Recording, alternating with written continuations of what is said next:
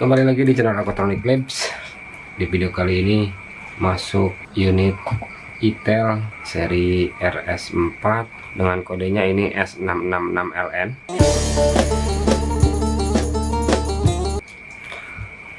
Kerusakan ini dia restart dan ada tulisan di sebelah kiri orange tab ya, seperti ini.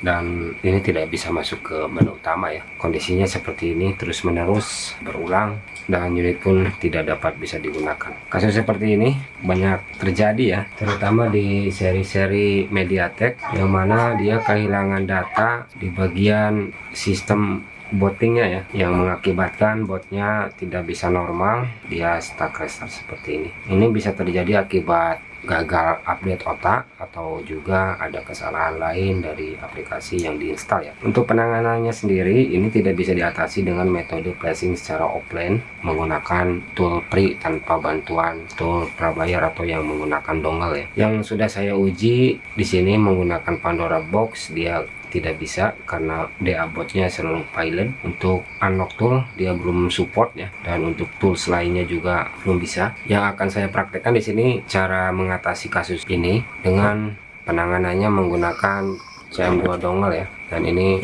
kasusnya orange state. Kita mulai saja. Untuk mengatasi kasus ini saya menggunakan tool CM2 dongle ya, yang mana tools ini dia pakai dongle, tidak aktivasi secara HWID ataupun tidak aktivasi secara lisensi. Dia menggunakan dongle, dan tools ini jenisnya prabayar, ada pajak tahunan ya. Jadi untuk menggunakan fitur di CM2 terbaru harus mengaktifasi ataupun merenew pajaknya terlebih dahulu agar dongle bisa digunakan ya. Kita mulai saja. Saya buka dulu untuk aplikasi dongle-nya. Ini sudah terbuka ya untuk aplikasinya. Tahap pertama kita masukkan dulu tipenya agar dia bisa mengidentifikasi sesuai tipe yang sedang kita tangani ya. Kita pilih tipenya terlebih dahulu. Ini tipenya Itel dengan serinya ini S666LN ya. Ini ada ya tertulis. Ini updatean versi P2.77 ya. Dan kita tinggal masuk ke get boot files. Nah, ini dia akan mendownload bootloadernya terlebih dahulu sebelum nantinya bisa digunakan. Nah, kalau sudah seperti ini tinggal kita identify dulu untuk memastikan bootloadernya apakah bisa diidentify. Saya tancapkan USB tanpa mematikan terlebih dahulu ya. Nah, ini dia akan otomatis membaca bootloadernya dan ini sudah terbaca ya. Ini menggunakan UFS untuk internal storage-nya. Dia memiliki 4 LUN 012 sampai 3 ya, dan internal storage-nya ini 256 GB, dan ini proses reading firmware-nya sudah mulai berjalan. Nah, ini sudah bisa membaca tipe firmware-nya ya.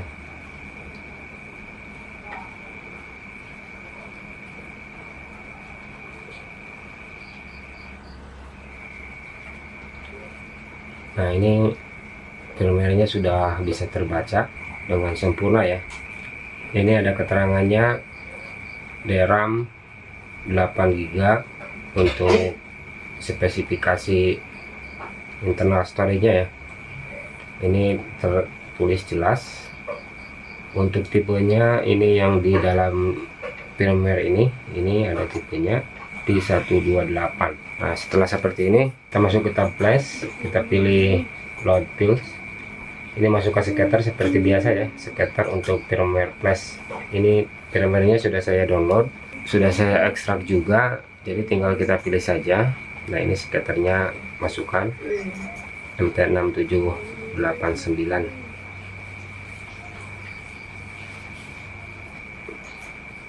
Nah, ini firmware sudah masuk ya, berarti ini datanya sudah semua. Kalau sudah seperti ini tinggal kita klik write flash saja, write flash, dan kita tunggu apakah proses flashingnya bisa berjalan.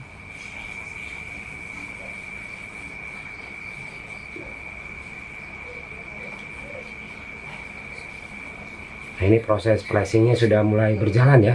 Saya tunggu sampai proses flashing ini selesai dan kita lihat hasilnya apakah kasus restart tersebut bisa diatasi dengan metode flashing menggunakan CM2 dongle ini. Kita lihat saja hasilnya.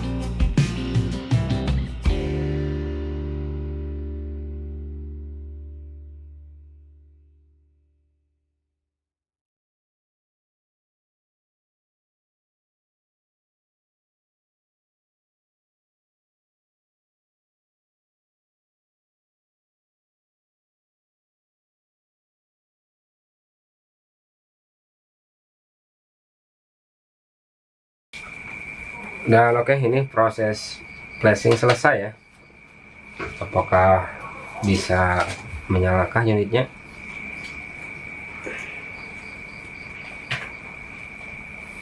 Saya cabut USB. Ini saya coba charging ya, apakah orange state-nya sudah hilang kah? Nah, ini logo baterai sudah muncul, namun ini orange state-nya masih ada. Ini orange state menandakan bahwa bootloadernya sudah dibuka ya, ataupun ini unit sudah di UBL ataupun di unlock bootloader. Jadi orange state-nya ini tetap tidak hilang ya. Ini namun sekarang logo charger ini sudah muncul, artinya sudah tidak restart seperti di awal ya. Yang mana kalau kasusnya ini sudah berjalan seperti ini, proses flashing sudah sempurna. Tinggal ini saya coba on-kan saja, apakah bisa menyalakah. Nah, ini dia masuk ke booting pertama lagi. Nah, ini orange state-nya tetap muncul ya, karena ini device-nya mungkin sebelum restart dia di UBL, namun UBL-nya gagal sehingga menyebabkan sistem menjadi crash ataupun menjadi korup ya, yang menyebabkan unit ini jadi restart dan tidak dapat digunakan. Namun sekarang dia tidak restart seperti di awal, dia sudah bisa nyala kembali. Nah, ini sudah masuk ke pilihan awal bahasa ya, berarti flashing sukses, unit pun bisa masuk ke pilihan awal bahasa. Ini saya next sampai dengan selesai.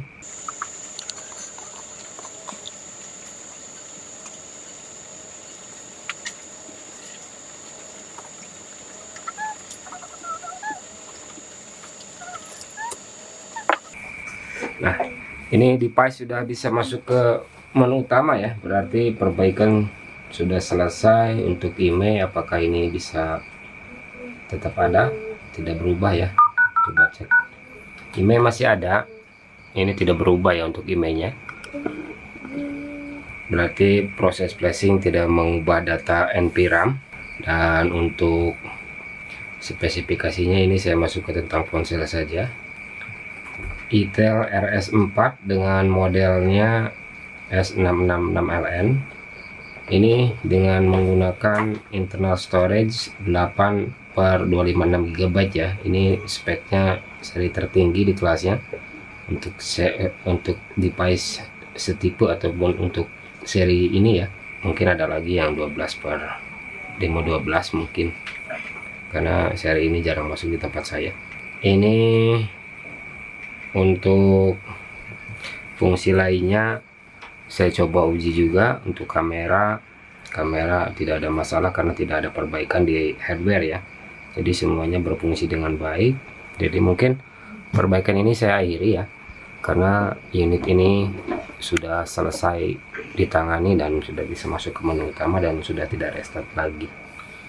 Jadi poinnya, device ini menurut kasus yang sudah saya analisa, menjadi restartnya ini karena efek gagal custom ROM ya, mungkin seperti itu di awal kasus masuknya ya. Gagal custom ROM jadi menyebabkan sistem error dan menjadi crash seperti itu, dan di flashing oleh pemiliknya mungkin ataupun entah dengan siapa, jadi tidak bisa dikarenakan tidak mempunyai tools yang mendukung, jadi hasilnya seperti itu. Untuk proses flashingnya saya gunakan CM2 dongle karena untuk tools lainnya belum support ya. Jadi untuk seri ini karena jenisnya seri terbaru, jadi harus menggunakan tools yang bisa mendukung. Kalau yang belum mendukung ya tidak akan jalan. Untuk tipe ini dia keluaran dari HMD Global. Dia mempunyai 3 seri tipe, antara lain Itel, Infinix, dan Tecno ya. Ketiga brand tersebut dinaungi oleh HMD Global. Jadi kasus dan mesinnya pun hampir sama, namun hanya saja yang membedakan di bentuk dan spesifikasinya saja mungkin ya. Dan seperti itu aja proses penanganan unit ini, kasus restart mode yang diakibatkan dari gagalnya sistem sehingga menyebabkan unit ini restart dan tidak dapat bisa digunakan. Ini saya restart ulang untuk mencoba dan untuk mengujinya ya.